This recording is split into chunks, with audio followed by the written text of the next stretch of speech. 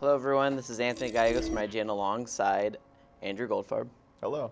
And we're checking out the PC version of Dishonored. A lot of people always ask, what's the difference between the console and the PC versions? I've been playing the PS3 one, and so let's jump, into things PC players really care about. Video settings. They're not that crazy. There's not that many options. You can change things like the texture detail, the light shafts.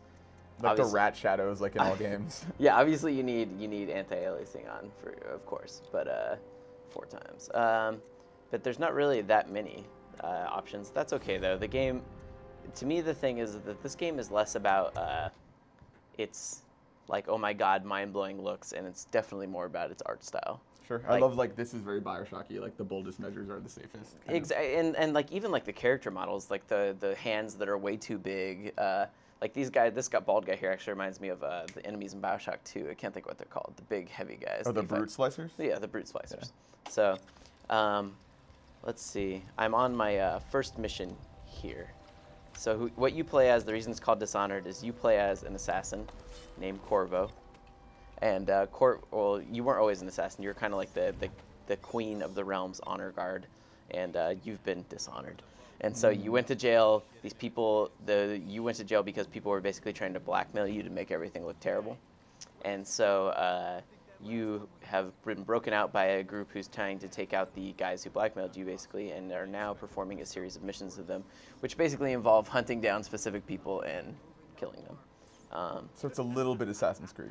It is, yeah. But the whole point of it is that you... Like, in Assassin's Creed, I don't know that they punish you necessarily as much for killing people. In this, they definitely don't want you to kill people if you don't have to. Like, these guards are not necessarily, it's like these guards are like the equivalent of stormtroopers, right? They're not bad people. Like, this guy right here, he didn't necessarily do anything bad. He just happens to work for the bad guys. So I'm going to try and sneak up on this guy, and you'll have the option to take him out lethally or non-lethally. I don't want that girl to see me, though. She's got to go, too. Let's see. So what you get is at some point, you meet this guy who actually imbues you with some magic powers. Impossible. Apparently, she doesn't really care, so that's fine. I thought I was going to have to knock her out, though. This guy, though, he'll care. And that's why he's got to go. Oops. I messed up. Sorry, like I said, I've been playing a lot. Oh, God. Well, so that's a good example of if you sneak up on someone, you can kill them in one strike. The bad thing about killing them is that the game keeps track of your progress, and if you're like someone who brutally murders a ton of people as you come into these levels, you'll actually, it'll change the way that the levels look. So instead of like these citizens that you'll see wandering around, you'll have these people that are basically zombies that are spitting like crazy venom, and they'll wander the streets and kill other people. It just turns into like a horrible place, basically, if you're a horrible person. So the thing I'm trying to say is don't be a horrible person.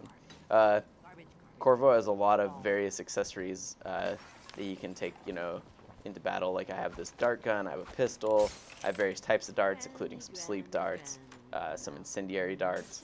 But my personal favorite is just Blink. This is the one that allows you to really take advantage of the fact that they want you to take on these jobs in a bunch of different ways. And Blink is kind of how they make that happen, because you can get up to areas that you probably wouldn't be able to. I mean, can you explain, can you go anywhere? Are there limits? No, yeah, there are definitely limits. Like I can't probably get up to there, that very top part. I maybe could, but you are only able to move within reason. Like, oh, she's magic, just in case you were wondering.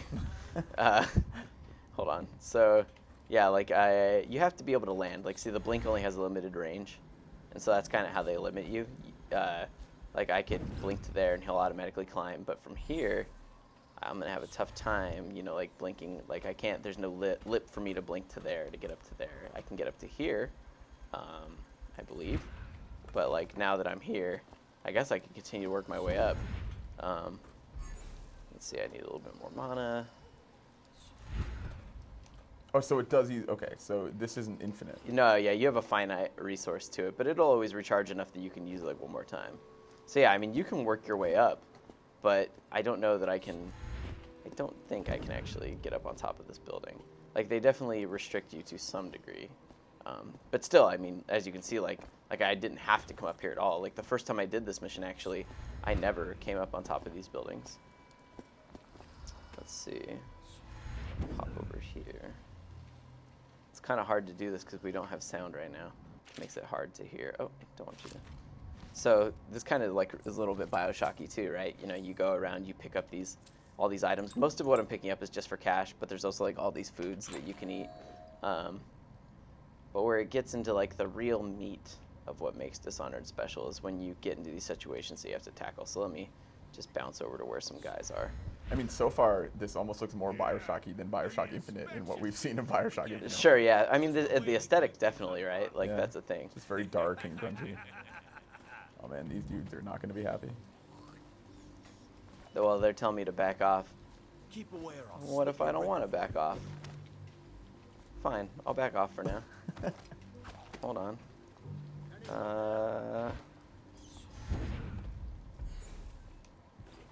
You're a very polite assassin. Well, I'm only backing off in the short run so that I can murder them viciously. Let's see. Let's throw one of these down. This is a spring wire trap. Oh. Maybe I'll just shoot one of them in the head. Oh, whoops. What was that? Not paying attention. And that's how we do it. Wow. That was really bad, though. Honestly, like, the whole thing about this game is that you're really not supposed to kill people. Like, you know, you can do all these random deeds, like I saved this guy, and now he'll become a merchant that I can buy things from later on. Totally don't have to do that. Not going to sit here and make you watch this. But these good deeds, you know, aren't necessarily, you don't, like I said, you don't have to do them, but why not, right? Yeah. I'm not a bad person. Here's another one of Corvo's runic powers, is he has the ability to see enemies' sight ranges, which actually it's kind of silly, but it actually really helps. It's like the only way that you can really handle some of these really intense situations, kind of like detective vision. One thing I will say that kind of bothers me about this, Andrew, is that it's really hard to tell when you're hidden. You can see in the bottom left that that's like indicating that I'm crouching, but there's no indication on screen to be like, you're actually obscured, like they can't see you. So like what enemies? Like, you know, like the way that like Splinter Cell does, like the black and white, or even DayZ has like how the zombies can see you and exactly, if they can hear you. Or like, but I'm saying they actually have some sort of indicator. So like in Skyrim, there'd be a little eyeball that would tell you, like, you know, like in Fallout, there was like a symbol that if you were hidden, you knew, and if you weren't, it put like a cross over it so that you knew you were no longer hidden. In this, there's none of that. So like right now, there's no distinction between like can't be seen, can be seen. Like when I'm in shadows, it's hard to tell if the shadow is actually good enough to obscure me. So now we've jumped a bit around. I died once previously. That's what we cut out, and it was kind of embarrassing. But I want to kind of give you an example of the way that you can kind of, the environments in Dishonored are really designed for you to be able to handle things in a lot of ways. Like this platform up here, the only reason this exists is so that you can have like a chance to get above, an elevation above the guards. Like, you know, all these things, these crates, these pipes, this ledge here, like all this exists only if, I mean, I could just barrel my way through the street right here, fight all these guys if I wanted, but they definitely reward you for the stealthy approach. A lot of times when you're doing the stealthy approach, you'll actually find, such as this, you'll just find things around that you can pick up for extra money, or, you know, other pieces of loot, that sort of thing. I mean, I guess you kind of have to be into stealth action games to kind of want to play Dishonored, but I feel like it's a lot more exciting to me than, say, something like Metal Gear Solid. Sure. Seems a little more dynamic than like some of those other yeah, games. like, you know, Metal Gear, it feels like there's like very much one way to get through something. It's like, you know, here's the guys run and they do this specific pattern, this is how you're going to do it. And in this, it's very much so like, you know, I see this woman out here talking to a guy, like, how should I handle this? Let me see, I'm going to look through this keyhole, make sure nothing's here. It's cool that they seem to give you alternate routes constantly, you know? Yeah. It's like very rare, at least in what I've seen of this game, where you have to go from A to B. Yeah, I mean, even later on, you get possession abilities where I could possess this rat, and by possess it, I mean, like, my body goes inside it. and then I could run with the rat somewhere, burst out of the rat, and then appear that way. So you can get into spaces that you wouldn't otherwise fit in. That's how you come to the office every morning too, right? It's also how I come to the office every day. Let's see. This lady and this guy together there. I think so. I think if I try equipping... I mean, can you run through what are your options here? So it's like your options are bust down the door and shoot this guy? I could open the door, kill him, and try and dispatch her in a less than lethal manner. I could murder them both. I could try and wait for them to finish their conversation and split apart, which is probably the smartest thing. I could even do something like, let me see. I bet you I could create a distraction, audio, like some sort of sound.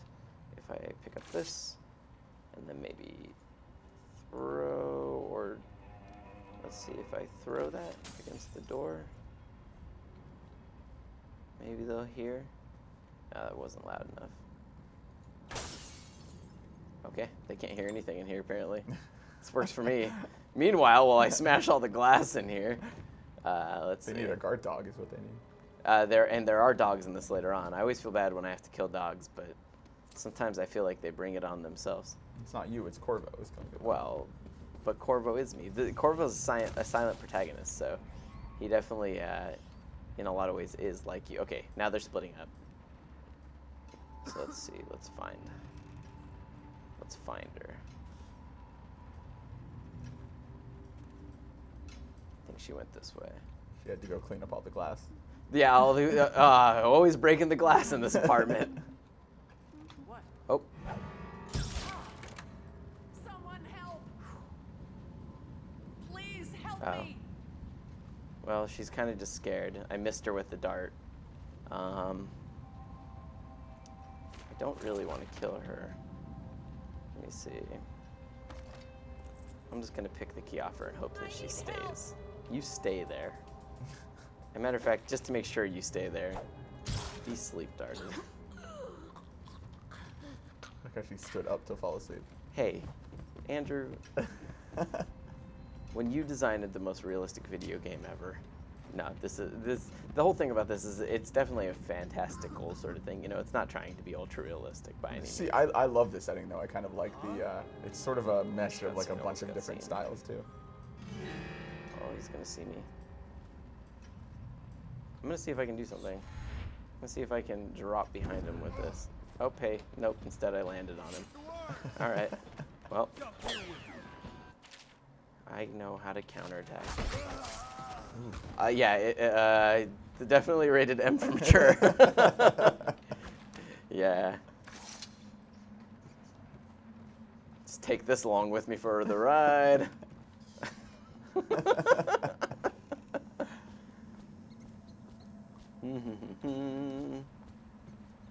Let's see.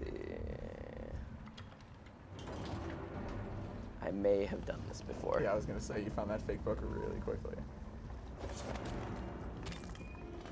I needed to steal some rat guts so that I could use it to poison a lab.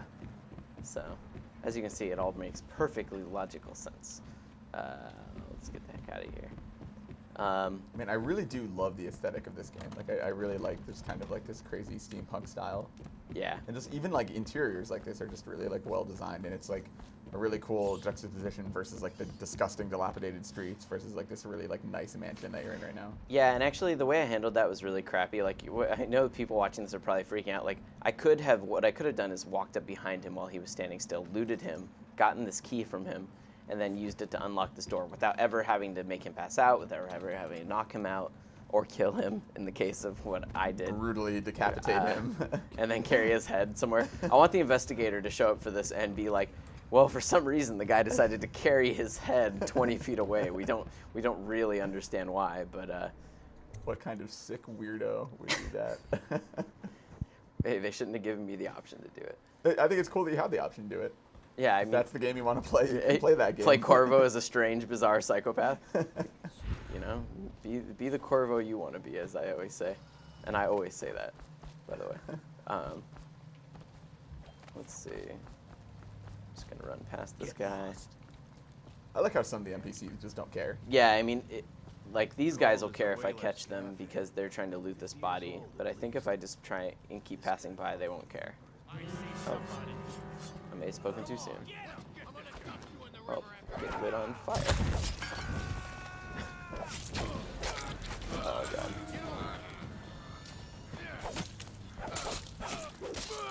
Okay. Well, The series of brutal murders continues. I didn't really handle this so well.